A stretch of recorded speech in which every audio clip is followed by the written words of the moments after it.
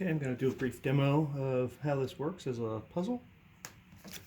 We're going to shuffle 9 cards, lay them out in a 3x3 grid randomly.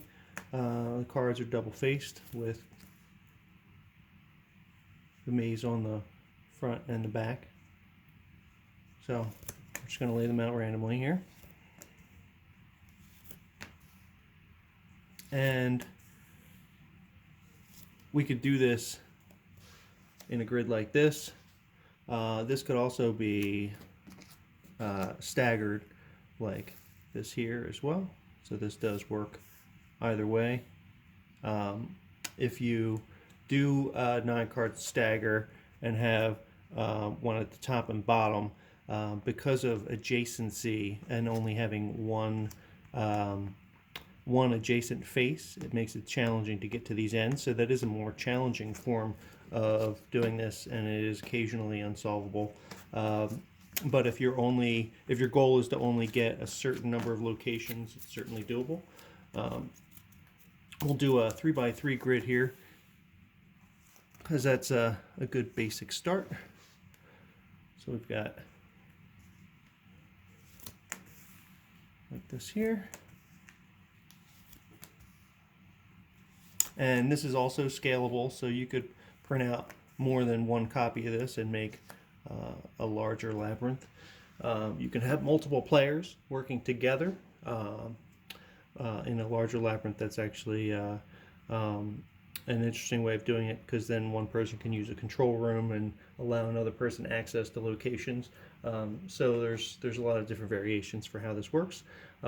There's also variations for how this can be implemented. Right now I have it implemented as a puzzle with more restrictive locations, so you have to think about how your movement is. But you can also change the pathing algorithm and the connectivity to instead, for example, say right now it's 2 layers with a white and a black path. You could have it so that there are more connections in the black path, but it's just more dangerous to travel through them. For example, it could be literal darkness and you get ambushed by monsters, things like that too. But this is just the framework for how this system works. So when you get it set up, you choose a starting location, and you could choose any one of the locations, but it's helpful to choose a location that has access points to adjacent stairways, because otherwise you'll get locked up in the beginning and be trapped. There is one location that always has both a portal and a stairway, or sorry, a portal and a control room on it.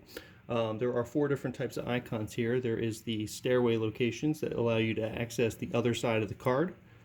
There are map locations that allow you to look at the backs of any of the cards, so that you can plan your solution.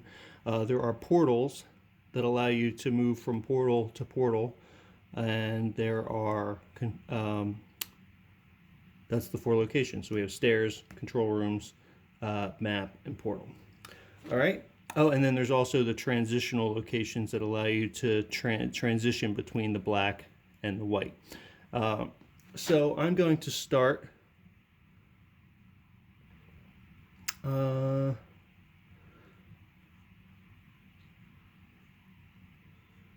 going to try starting here. So I could start here because I'd have access to both a control room and a portal. But I can also start here because I have access to the centerpiece. So let's see how that goes.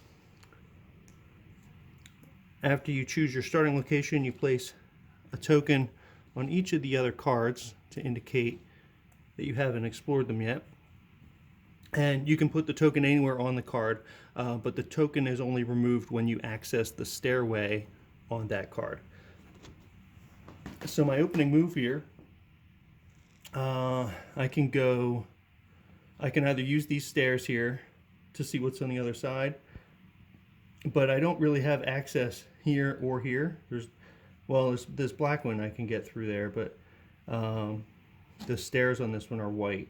So I'm just going to move over here, and I have access to these stairs, so I remove that token. And then from here I don't have any other moves, so I'm going to see what's on the other side of this card here. And from here, I have a control room, and I can also get up here. So I'm going to come up here, get that location. And I can come over here, but these stairs are black. But I can come down here, these stairs are also black. But I can go back to here and rotate this card and get to this location by going through there. So I turn that around. And I also have access to here through this portal now. So I'm going to come up here, over here, and through here, all the way down through here, and I get this guy. All right, and now, let me see what's on the other side of this card just to check. I have a portal. Here we go. So I can take this portal over to here, because this portal here connects to here, and then this black actually connects over to here to this black stairway. So I got that. This is working out fairly nicely so far. I'm about halfway done.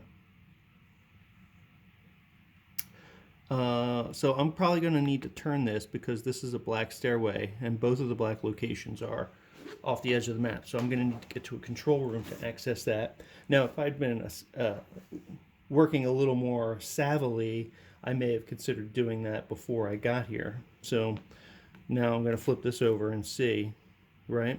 That doesn't actually do anything for me. I'm going to need to, well, I can get back to the centerpiece from here now.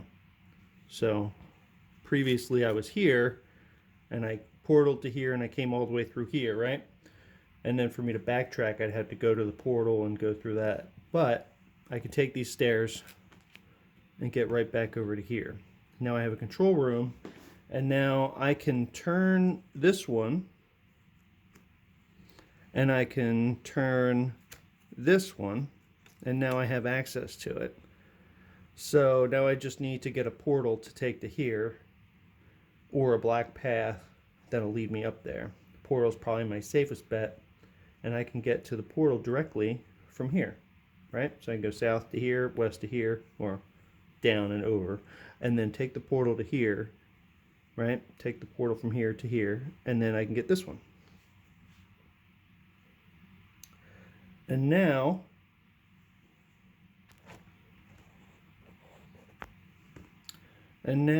I have 3 locations that I need to get to still.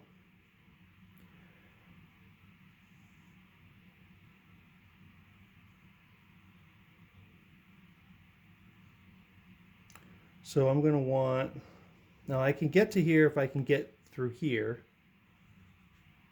Otherwise, I'm going to have to start rotating some tiles.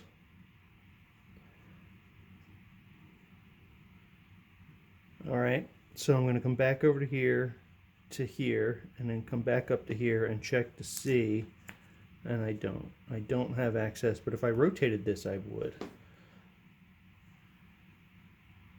So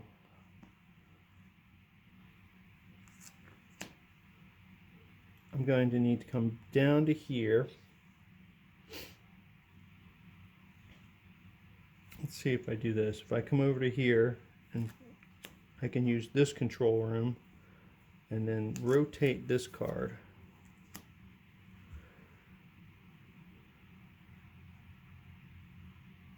Do I still have access? I do. I still have access to here.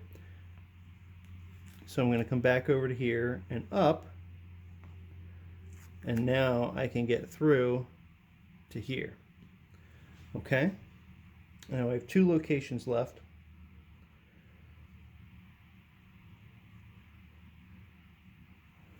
If I rotate this one, I can also get to here. Back over to here and down.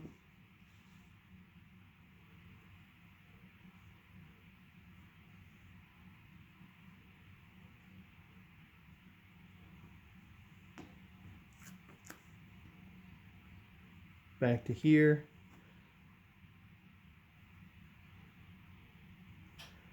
And now I'm going to rotate this one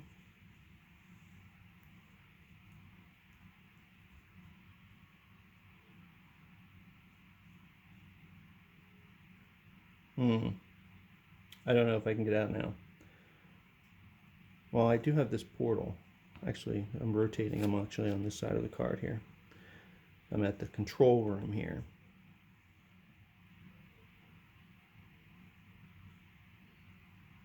And then I'll have to come back over to the other side. So what I need to do is get a connection. I have a connection here. So this portal here will connect me down to here, so I can get to these stairs. So rotating that is good.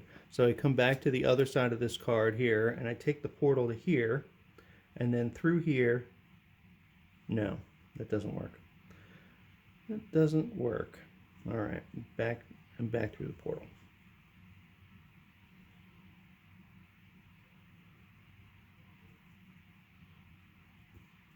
All right, let's not do that one for now.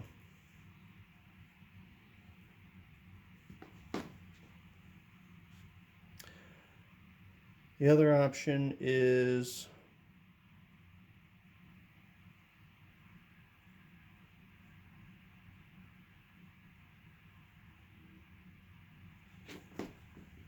I don't need to turn it. I can get there directly from here. I didn't need to turn it at all. So I was moving around and flipping it over, trying to get down through here on this side, but actually I already have a connection here. So all I need to do is take this portal to here, over to here, down through here, and now I have access to this one. And now I just need this last one. And that is not going to do it. So I need to rotate this one.